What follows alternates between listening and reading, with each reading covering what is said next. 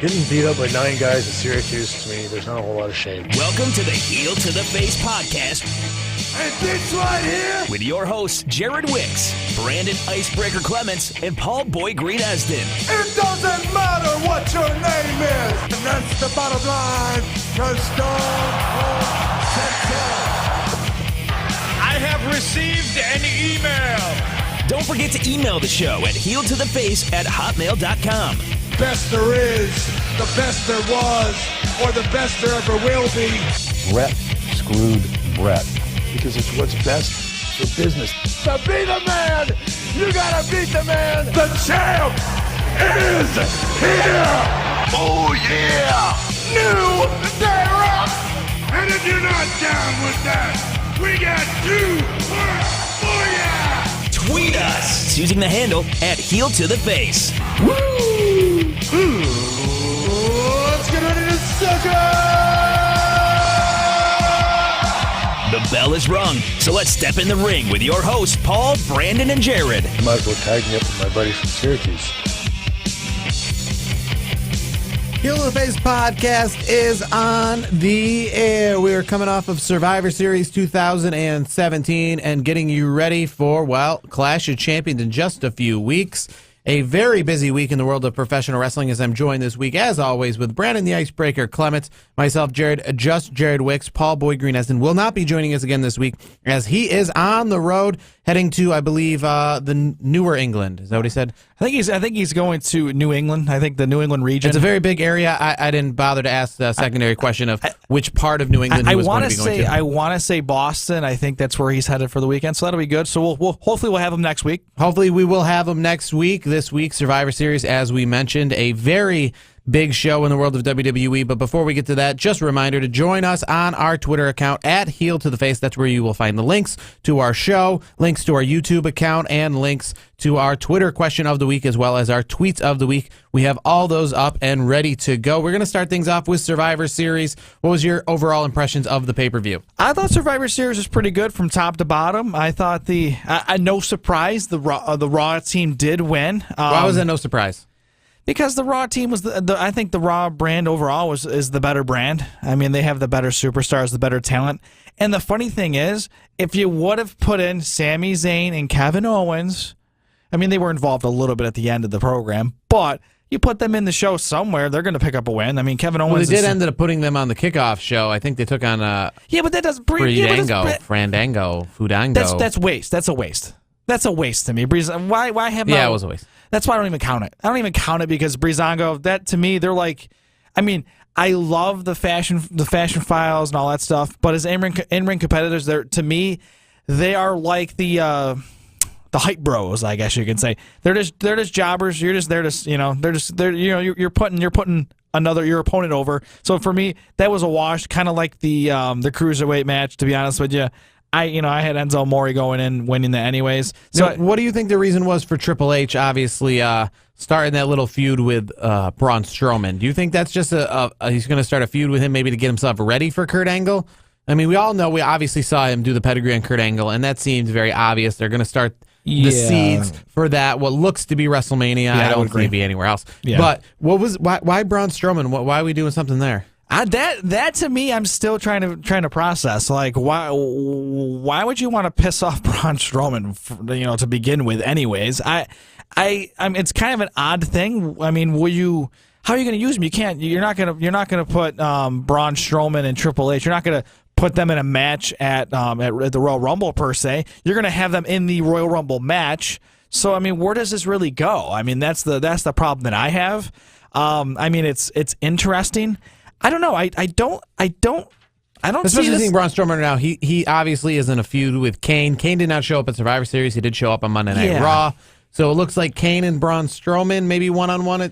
There is no Raw pay-per-view. The next time Raw superstars are on pay-per-view is the Royal Rumble, which is about 2 months away. I think here's the thing with the whole Triple H thing. I don't think there's going to be much to be had out of it. To be honest with you, I think seeing how Kurt Angle and Triple H kind of interacted.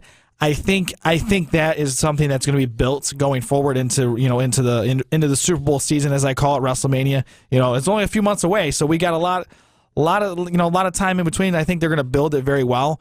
I think this Kane and Braun Strowman thing, I do believe, I think it's going to be, they're going to be the finalists in the Royal Rumble. That's where I'm, at least early projections. I'm thinking it's going to come down to them at the Royal Rumble. And then maybe maybe Kane screws over Braun Strowman or something. I don't know if one of them's going to win. So you think we're going to have Kane and Braun Strowman at WrestleMania? A lot of people are thinking it's going to be like Braun Strowman and Roman Reigns with the title on the line. I think like I don't. Maybe Brock Lesnar mixed in there, triple threat. I don't know. I think they might push this out, all the way to WrestleMania. I mean, it's a few months away. They got plenty of time to build it. I think they're doing a great job of building it because you got these two big dudes just kind of duking it out. I mean, not this week, but the previous week, you see Braun throwing Kane, underneath the ring. I mean, that was cool. I love how we had that on Monday Night Raw, and then we really had no explanation after that happened. It just went, for example, he was in the Survivor Series, not injured. No wonder like what happened after all that. He just was in the Survivor Series, and it seems like they didn't mention it at all. No, it kind of just fell by the wayside. I mean, that to me, like we talked about it last week, it was kind of the way they went off the air was kind of odd. I mean, I saw it and I'm like, that was a great maneuver, and then it's just like, oh, there they go.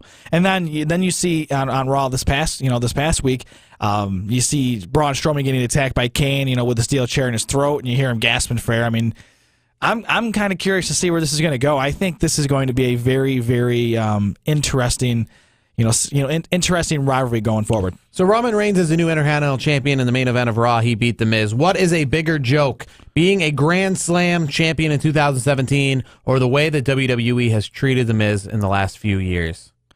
Ooh, that is a good question. Because this Grand Slam championship, this was something that had like an establishment in the sense of, for example, in tennis, you have a Grand Slam champion because you have the exact number of Grand Slams. We have how many championships in WWE? We don't have 4. We have like 8. So there's a way you can be a 4 champion in a bunch of different ways. For example, Rey Mysterio would be a cruiserweight champion, a world champion, an intercontinental champion, and a U.S. champion. Maybe never even an intercontinental champion. The U.S. championship and the intercontinental championship, to my eyes, are the same. Yeah, they're one and the same. Yeah. So when you've been a IC, World, U.S. and tag team, I feel like the IC and the US are like interchangeable. Do you think there's too many titles right now? I don't think there's too many titles right now. I'm not saying that per se. I'm just saying like acknowledging someone as a Grand Slam champion is like saying like, with the number of pay-per-views they have, what do they have, like 15 pay-per-views? It'd be like he competed in 12 pay-per-views this year. That was something when there was only 12 pay-per-views a year. That means he competed in every one. There's a pay-per-view every 2 weeks now. Yeah. So it's saying that you have had 4 championships was saying something when there was only 4 championships, meaning you had all the belts. You currently don't have all the belts. I mean, obviously he's missing a few of the belts. Well, yeah. I don't think there's too many championships. There was way too many championships, I think, a few years ago when we had the European Championship, when we had the Hardcore Championship. I feel now, I mean, we have 2 women's championships. I think it's doing okay. And speaking of women's championships, I think it's doing even better because of the fact that we have that influx of women. Raw and SmackDown pretty much just had the same thing going on. This is great. You had Paige come into Monday Night Raw. She brought 2 women from NXT with her. You had 3 women on SmackDown, all from NXT because you didn't have Paige. You didn't have a big name. And you know what's funny? Paige, on the other side, you have Ruby Riott. She's like the Paige on that group. They have the same. I think Ruby Riott, I got her confused. It was definitely hard to pay attention here with all the women, and especially since they're all from NXT. And I think Sonya Deville looks like Ruby Riott to me. Really? Yes. You think so? Because they have that skinny, because Sonya Deville came from the MMA background. Yeah, but don't you think? And Ruby Riott has that skinny, not diva look. I mean, you can compare it to Paige too. Paige and Ruby Riott are kind of goth. You know what I mean? Kind of like that punk. You know what I mean? She does, but I see how she has the similarity. She definitely doesn't have that similarity to like the Mandy Rose. Mandy Rose and Liv Morgan to me look like the same people. They are that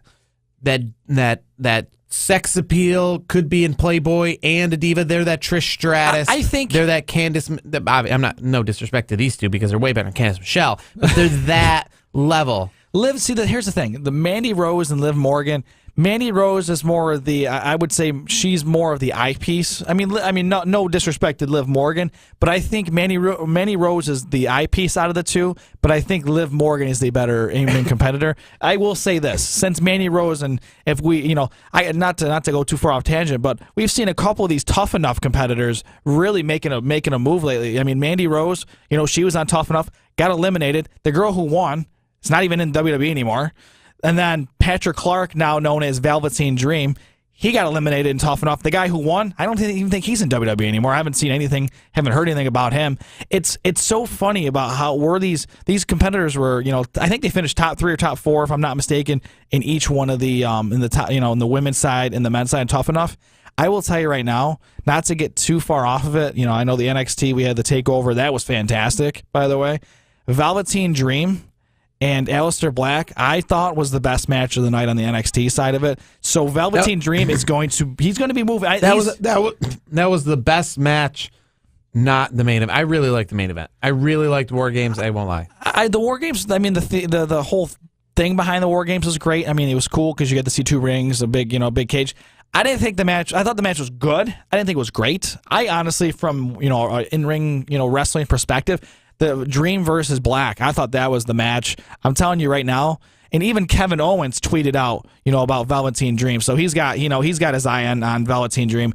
And let's not forget, when he was on Tough Enough a couple years ago, I think he was 18 or 19, and he's like that guy. I liked him back at Tough Enough because when all the Booker T and Lita and all those people that were on the Tough Enough program, where they were like, yeah, they were talking about wrestling. Like, a lot of the competitors that were in it didn't know, but he is a wrestling fan first. Before he's always loved wrestling. So to me, he was my favorite.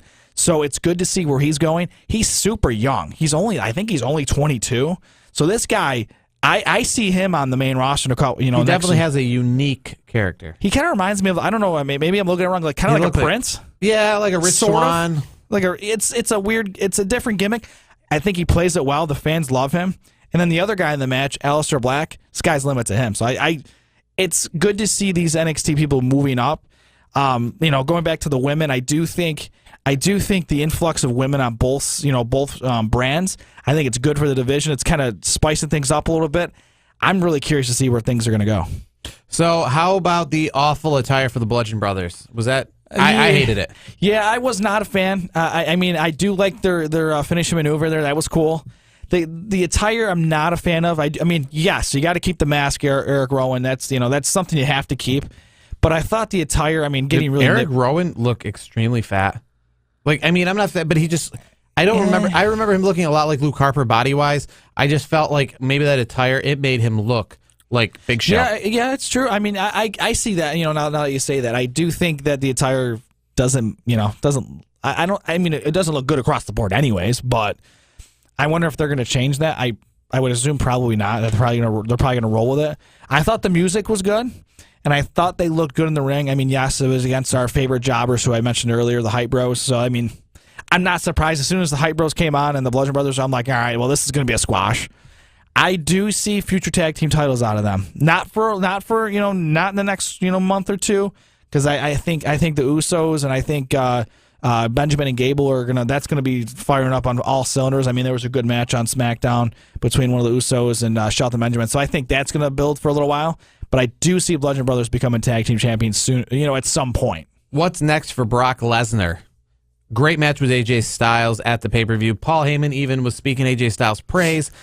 The problem with that, though, is that I think we're on the train where it started to... Brock Lesnar's starting to lose a little stock. Maybe that's a positive, because maybe they want him to lose at WrestleMania and then take some time off or take his career off, or just and be completely done. Yeah. So maybe this is starting to make Brock Lesnar look more vulnerable. They've stopped using this he can't be stopped. Even Paul Heyman is on the train where he is not promoting him. He's promoting him like he's going to win, but AJ Styles is really good. Obviously, in years past, it was like Brock Lesnar is going to win. Like, why would it'll be a squash? He likes squash. He squashed John Cena. Now Paul Heyman's starting to be like, hey, you did a pretty good job. Like, you're a formidable competitor. Like, starting to be more amicable, towards the opponents of Brock Lesnar. But more importantly, obviously, AJ Styles is not the next opponent. So who is the next opponent for Brock Lesnar? Yeah, who do you think will be? That's the $1 million $20 question. I think Roman Reigns, I think he's doing his thing with the Intercontinental title.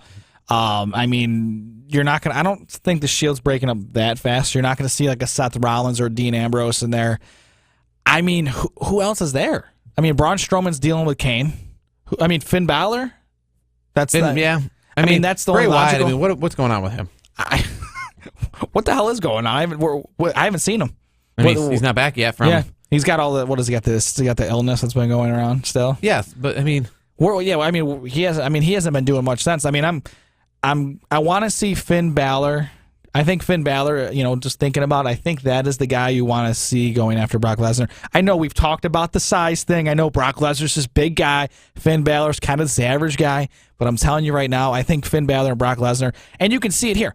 AJ Styles and Finn Balor they're similar. They're not both big guys. They're average size guys. And I thought that Brock Lesnar match was fantastic. I think Finn Balor can, do the same thing. I think either way, I think it'll be a good match. Well, it's unfortunate that the upcoming pay-per-view is SmackDown only. And what's probably unfortunate about the upcoming pay-per-view being SmackDown only is this upcoming Saturday, the event that we were really pumped up about because we all thought it was going to be a quote-unquote pay-per-view, Starrcade, is essentially just a house show.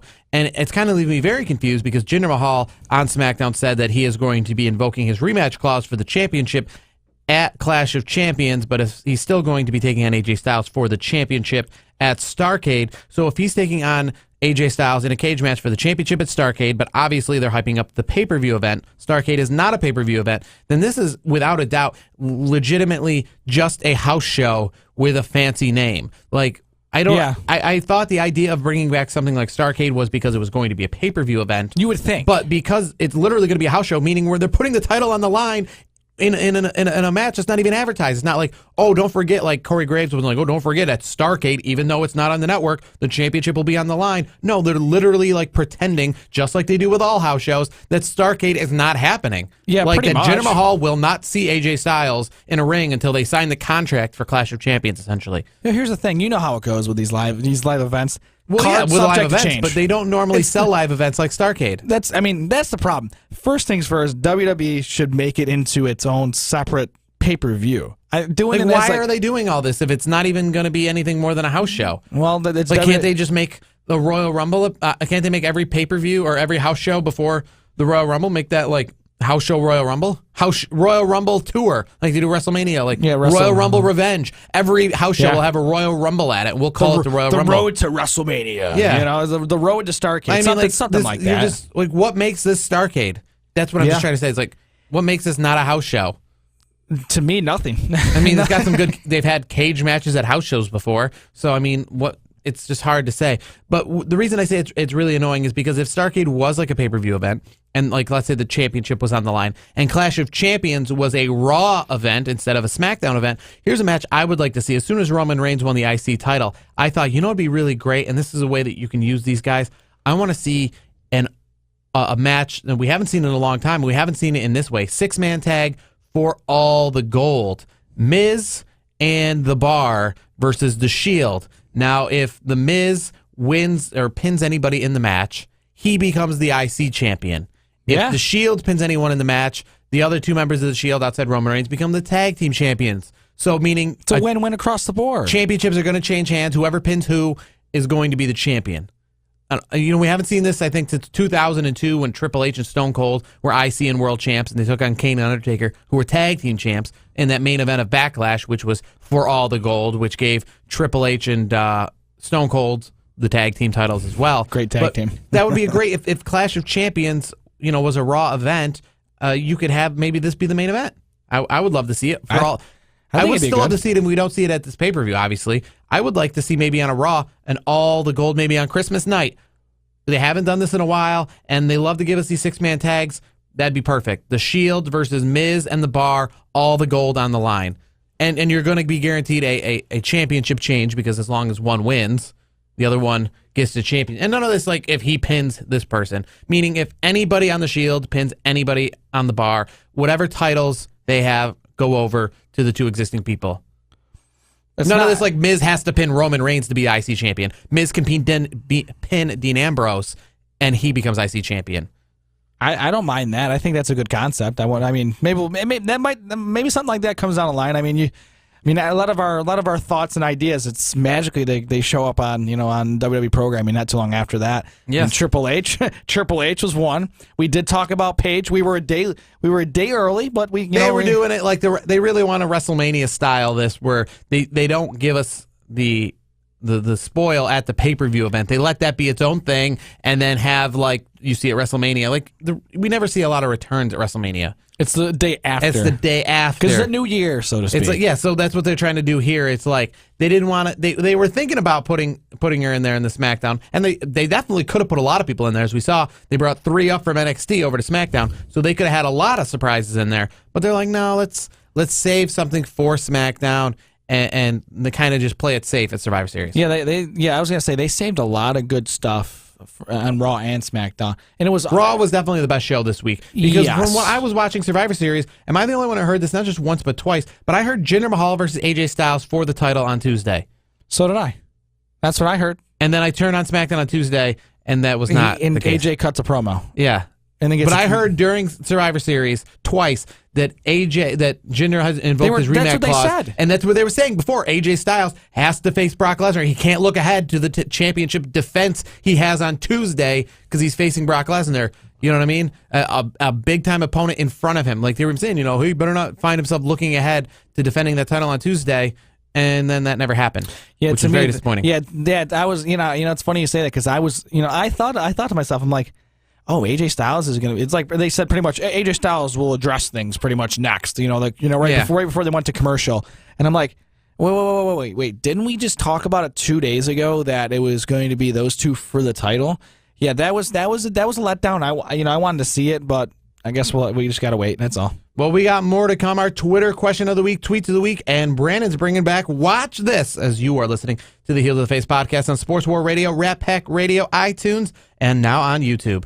The New York Jets are rising and are ready to compete in the AFC. Boyd Green and Ty Butler will give you everything you need to know about the Jets every Wednesday at 8 p.m. Eastern. From reviewing the previous game and looking ahead to the next matchup, to all of the news and 4 downs, the Jet Zone has everything. Follow @BoydGreen25 and @TyDButler on Twitter. Proud member of Sports War Radio.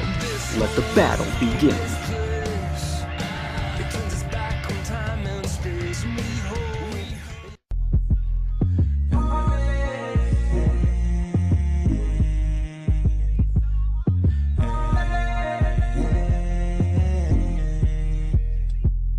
This program is simulcast on WRPR Rat Pack Radio. Go to ratpacksports.com for more information.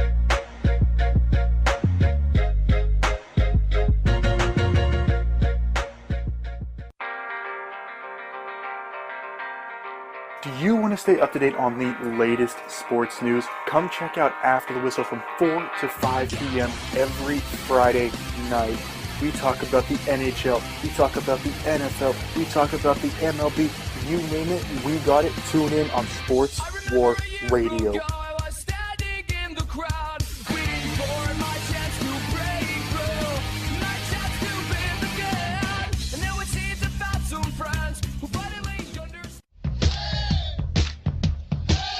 Now is the time to get your voice heard. Sports War Radio is now accepting applications for driven and knowledgeable sports fans who want to start their very own podcast about their favorite team.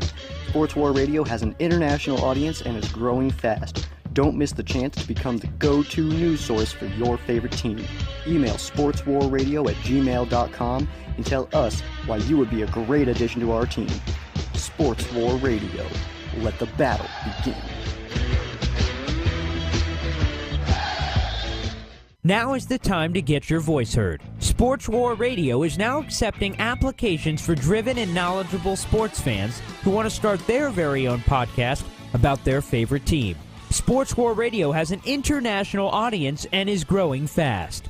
Don't miss the chance to become the go-to news source for your favorite team. Email sportswarradio@gmail.com and tell us why you would be a great addition to our team. Sports War Radio. Let the battle begin. Yeah. Let's get back to the action. This is the Heel to the Face podcast on Sports War Radio. Yeah. Boys. Yeah. Hold on.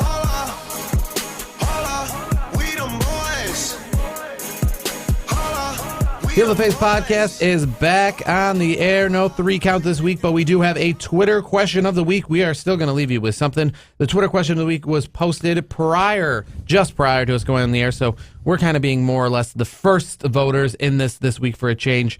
And after Sunday, if you were paying attention, you heard that Triple H, when he competed in his match, he jumped up to 3rd of all time, which was it was very surprising to me when they said this. When they said that Kane currently has competed in the most pay-per-view matches of all time. Because, I mean, you wouldn't. That's such a surprising statistic. It doesn't surprise me as much as it surprises you, though, because he's been a mainstay in the business for so long. I mean, I guess, I mean, I understand it because you got the names like Taker, Triple H, Cena. I get that. And Kane's a mainstay. They're counting some of his Dr. Isaac Yankem days, so it says that his first match was 1995, not 1997. But you think like Triple H, for example, or even The Undertaker. I mean, The Undertaker's been going on WWE. I mean, he had 30 pay-per-view matches before somebody like Triple H made their debut. Yeah, but that's the thing, too. I mean, you know what? It's funny you say that. Taker, it wouldn't surprise me if Taker just kept moving up. So I don't know. The question is, so this week, here is the list. John Cena is currently 4th all-time in pay-per-view matches with 154. Triple H is 3rd at 165. Taker is 2nd with 166. And Kane has the most pay-per-view matches in WWE history, most pay-per-views he's competed in, with 171 matches. So the question of the week is, come January 1st, 2020, that means we have 2018, 2019. We're essentially at the end of 2017. So in the next 2 years and 1 month, on New Year's Day 2020, who will be holding that top spot for most matches in WWE history? I don't think it's Kane, even though let's figure he's not done yet. That 171 won't end with him because if he takes in Braun Strowman, there's another one. So he's not done yet.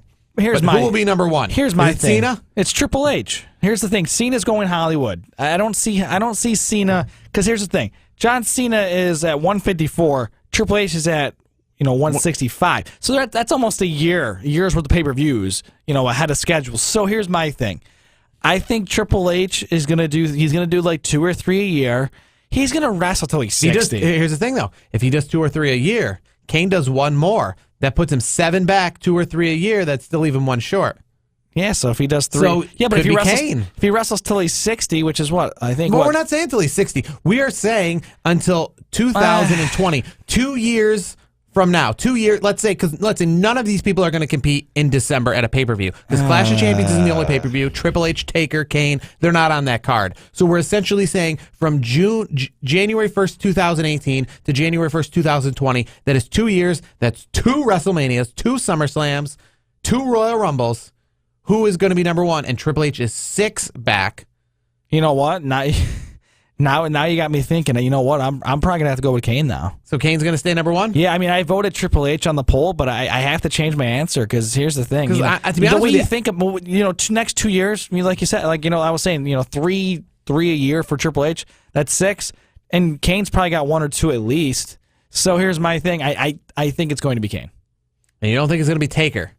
No, he needs 5. Taker shows up once, twice a year. Once, yeah.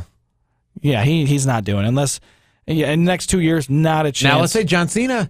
I mean, he could go Hollywood, but he's not gonna. He's the thing. Still gonna probably be competing a little bit. I don't think he's. I'll be surprised. I think he's definitely going to be doing more than Triple H in the next few years. I'll be highly surprised if Cena gets to 160 in the next 2 years. You don't think he'll do 6 more matches in the next 2 years on a pay-per-view? Believe it or not, I think John Cena's on his way out. I'm not saying he's not on his way out, but you don't think he's going to do 6. That's 3 a year. You think he's going to do less than 3 a year? Yeah, I think he's going to do. He's definitely going to do WrestleMania. So there's 2. He's definitely going to do. I think he's going to do SummerSlam. So that's 4. That leaves you at 158. I don't think he gets to 160. I think he's going to be on a very limited schedule. That's just me. I watched the Total Bellas, the Total Diva stuff with the Bella twins and all that. Just the vibe I'm getting, I don't think he really wants. I mean, he comes off as a WWE. He's a company man, this and that. But to be honest with you, I think he's starting to lean more towards Hollywood. I really think that he's getting more involved. I mean, he's been involved in Hollywood for a while, but I think He's getting bigger roles. He's been auditioning for many, because you have to. It doesn't matter if you're John Cena, The Rock. You still have to audition. And when he's getting these bigger roles. Let's change this question. Let's change it up. 10 years. Give you 10 years now. Who is going to be number one in 10 years? And let's say not, and forget. Obviously, there's a chance that a lot of people could be, but I don't. And to be honest, in 10 years, yeah. I'll say out Triple of these H. four, though. That's Triple what I'm trying H. to say. I was going to say there's a lot of other people that could be, but I don't even think there's anybody on the roster, because where they currently sit, there's nobody currently on the roster that's even sixth or seventh. They're pretty far behind. I would say Triple H. You're going to say Triple H? I would say Triple H, because I think 2 or 3 a year, because he's doing a lot of stuff behind the scenes, but I still think you still think he's going to be competing in WrestleMania in 3 years? I do. I really do. His physique is fantastic. He looks great. He still puts on good shows. I thought he did a nice job at Survivor Series. He's definitely not going to be a full time. He hasn't been full time in years. But if he does, a handful of matches a year, I mean, he's what? I think he's 48. I think right now. I know he's not 50 yet. I think he's 48, and I think I could see him going close to 60. I really could if he does this limited schedule, barring a setback of an injury or something. If he stays healthy, does these things here and there, I see him wrestling almost to 60, and I think in 10 years, I think he's going to be the guy with the most pay-per-view matches. Remember, this is just WWE history. Yeah. Like somebody like Ric Flair. Like, I'm looking this up now. How many matches has Ric Flair been in pay-per-view history? That's a question. That's a good one. We might have to save that for another Twitter question of the week, man. Ric Flair's been around forever, man. I mean, his last match was what, 2008? Has it been 9 years since his last match? Has it been that long? According to a wrestling database, they're putting him at only 117 pay-per-view matches. Ric Flair? Yeah. That number seems odd. That number doesn't seem right. But I mean, total. I mean, so we talk about age, and we're talking about. I mean, like, are they saying it's WWE? No, just in general. Yeah. So you're not going to call like the WCW, the NWA? I mean, because remember, they had a lot less pay-per-views back in the day when he was in his heyday in the 80s, and they had 2-3 pay-per-views a year. So he didn't rack up the numbers there. Triple H came in the In Your House era when they were having 12 a year. That was like his first year in WWE. Yeah, I mean, that number just seems odd to me. You know what I mean? That just seems, because he's been in the business forever. It seems odd that Kane's been, slow and steady wins the race. I mean, how many main events has he been in? He's usually 171. He's usually mid-card on the pay-per-views, that's great. He's had a long career. That is the definition of a company man. I was going to say, Kane's he's been in the business, 22 years, something like that? Yeah, 1995, he made his debut as Isaac Yankem. I mean, that is the example of a company man. He is, have you ever heard any controversy with Kane? Have you ever heard Kane getting kicked off a tour? No, Kane just goes to work, man. Yeah. You know what he does? He punches in and he punches out, and that's it. He's the kind of guy you want to strive to be. You never saw him on Saturday Night Live. You never saw him hosting TV shows. He just does this. He does. You know what? His wife's not a supermodel. Yeah, his 5 girlfriends like Ric Flair. Like, no, he stays out the limelight. He's blue collar, man. He just gets in and he punches the clock and punches out, man. He's a grinder. I've always loved Kane. Kane to me is a Hall of Famer. There's no doubt in my mind. I think doubt. I think he's earned that. This statistic shows you right there that he's a Hall of Famer. Yeah, it doesn't matter how many title reigns he's had and this and that. He's done enough in this business. He's had enough title reigns, and obviously by this number here, if you're betting that many pay-per-view matches, I know we're in an era now where you're getting pay-per-views almost every other week or every 2 weeks now, but still, I think, WWE, they see a lot of stock in him, and when in doubt, if they're going through a stretch where they need a monster, they turn to Kane. Kane is the guy he's going to be the destroyer, and then he's a company man where he's soft, and then he puts the mask back on. That's the thing with Kane. I've grown up with Kane, so to speak. I've been watching wrestling for over 20 years, and you know what? I will tell you right now, Kane's been there every step of the way. So I don't. In 2 years, I don't see Kane losing that pay-per-view matches over the all-time title. But if you're putting it 10 years from now, Triple H, man.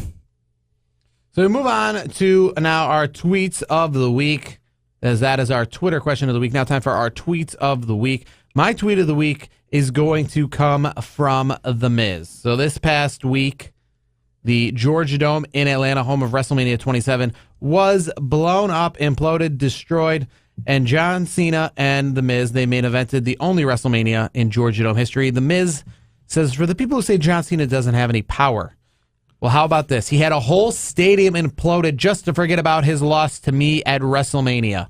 People don't forget, John. That's pretty good. That's Miz. That's Miz in a nutshell. And right there. and it makes and when you see that, you go, man, they had this guy win the main event of WrestleMania, because we were talking in our first segment. I mean, they hyped this guy up and he holds on to the title sometimes, but I mean, anytime I'm actually watching, he's losing. Yeah, that's true. That's true. I mean, Bray Wyatt does a lot of losing too. I mean, I wouldn't put him on the Miz level, but he's kind of one of those guys where the same. They hype him up. He can't be beat. He says, "I'm going to take on this person." Then he's beat. Then he's like always beat. He'll win the like I said, Miz will win the IC title on Raw when you're not watching, and then he'll just always be losing. Yeah, he'll lose it when it matters most. Yes, that's as simple as that. Now, my tweet of the week, it's a good one. I mean, we didn't get to talk much about it this week because I mean, we were talking about getting kicked off the tour. You mentioned that a little bit. I mean, Kane has never done that, but a couple of our buddies here, Sami Zayn and Kevin Owens, did recently get kicked off the tour, and there's been some spats and whatnot between Randy Orton and Kevin Owens and whatnot. But those guys are the best heels in the business right now, and you know what? Is it so bad to be a good heel? I mean, that's my thing. I think they're doing a great job with that. I like the direction they're going in. But back to the tweet of the week, it is revolving around Sami Zayn. And Sami Zayn tweets out, wait, so Kevin Owens and Sami Zayn weren't on Team SmackDown and Team Raw ended up winning? And then it's what is that, a GIF? Is that what they call it? A GIF? Yeah, I'm not familiar with that word, GIF. Yes. That is what they call it. What are you not familiar with this? I don't do GIFs. I see people doing GIFs on social media. I use Facebook and Twitter. I don't do the GIF thing. But there's a GIF of I want to say it looks like Stephen Colbert. And it says, "I told you so." I thought that was funny because, he's staying right in character, and he's pretty much saying, if you guys would have had Kevin Owens and myself, we would have won. SmackDown would have won 4-3, not losing 3-4. That's their take. Yes. I mean, they're both really good. I mean, I think I like where they're going. I like where things are at. It's going to make things really interesting. And speaking of that duo, I do want to get to the watch this segment. I know we kind of talked about it before. Are you going to do Kevin Owens 365? Absolutely. I watched that. I don't normally watch those things, but after Survivor Series was over, I didn't feel like getting up off the couch, so I just stood there and it played. And then as soon as 5 minutes starts, you just want to keep watching it. And I watched the whole thing, and I thought it was pretty good. Yeah, it was very minutes. confusing, though, because a lot of these stories, let's say the Ric Flair 30 for 30 that were just on, they have beginnings and ends. This was just one arbitrary year in Kevin Owens. This wasn't like his history. This wasn't like his most tumultuous I thought year. It was cool. This was just like a random year in Kevin Owens' history, and it started and ended where like there was no like, oh, he got to that point. No, he like started as champion of the year. He ended as what? Not a champion, IC champion or U.S. champion. Yeah. Then he lost his U.S. champ. So like it just ended randomly. Like here's where he was at this point. And again, we're not talking like from the start of his career. This isn't like the history of Kevin Owens, the documentary of Kevin Owens. This was just, let's start following this person's career today, and we'll stop following it 1 year from today. Like it was just very arbitrary. I liked it though. I enjoyed it. It was interesting. It was different. It was definitely different. I thought it was different because it's not like, oh, we're going back to Kevin Owens as a child up in Canada to where he is now, or where it was when he got his title, where when Triple H handed him the title. We're not going from his debut in WWE till today. We're going from just a random day in WWE to another random day in WWE. To your point, would it go from like December to December, or like Royal Rumble to something like that? It was. I think it was. I want to say it was SummerSlam to SummerSlam. Yes, exactly. I think it was SummerSlam to SummerSlam. The thing I really took from that was you got to see two different sides of Vince McMahon. You got to see the side where when Kevin Owens was on the downs, where he went up to Vince. That was the highlight of it. He was like, Vince, he's like, Vince, what did you think? Did I do okay? No. Now I didn't really understand. There was nothing was said about this. What was the problem with the WrestleMania match? That's the thing I didn't see. I think from a... I'm not saying it was my favorite match when I watched No. it, but I don't ever watch a lot of things that are my favorite match. I watched it. It just seemed like the match that it was supposed to be just WrestleMania. that's what I thought. I didn't think like the anything fourth of it. match on the card. But here's the thing. When Vince said, no, not good, I'm like, oh boy. Obviously, it was something Vince is a visionary. So obviously, in his mind, he wanted something different. He didn't get what he wanted. He was upset. I get it. He was like, no. But at the end of it, you get two things that happen. And then Kevin Owens thinks he had a horrible match and he had a good match. And Vince loved it. Vince was like, great job. And then he was hurt. So he's like, go get yourself, he's like, great job. Go get yourself checked out. And then when he was like, am I really, he's like second guessing. Kevin Owens' reaction to everything was the reason why, like, I don't understand this whole thing. Because at the end, he's like, I'm okay, I guess. I don't know. And then he gets the text from Stone Cold Steve Austin. I'm like, then he's like, okay, I'm better, I guess. I don't know. The end. The thing with Kevin Owens, he's super hard on himself. And I think he's getting better at taking a step back and enjoying things because, like he said in the piece that he was a Y2J fan growing up. They showed the picture of him in high school, I think it was, wearing the Y2J, and then he got to do 6 months with Chris Jericho. He's on the road. He looked back. He's like, man, I didn't really enjoy it as much as I would. To me, that's if I was it'd be like me growing up. I liked Stone Cold Steve Austin. It'd be like me.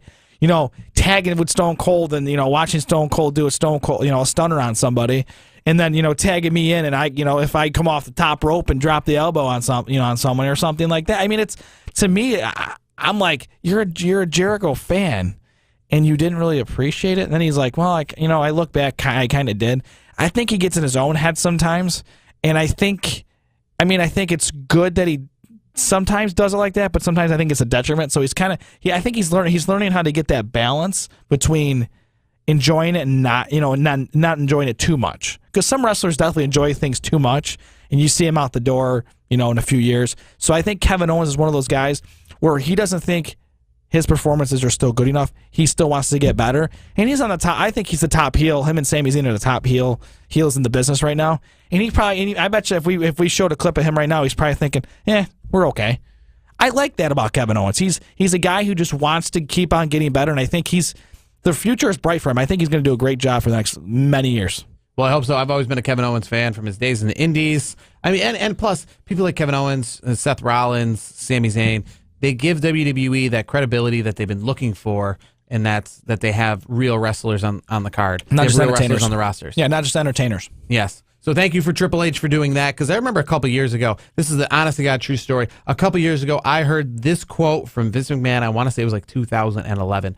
He says he could imagine a day where World Wrestling Entertainment had no wrestling at all, and there was no wrestling ring. Meaning they were pushing forward, because people were saying they were just pushing forward so much about the entertainment aspect, that he was trying to say that we're not. Remember, he yelled at Joey Styles. They had the old thing where he had to call them superstars, and they couldn't call them wrestlers anymore. And that was part of a downturn where they were literally pushing entertainment to its fullest extent until Triple H came back in, and we have things like NXT, and it's going to be wrestling. Yes, and that's the way it should be. NXT to me, 2009, it was really starting to, half of the WrestleMania card. They're like, let's make it a musical performance type thing. Yeah. To me, I mean, we can agree on this. I mean, as wrestling fans, that was not a good time for the business. I'll be straight up with you.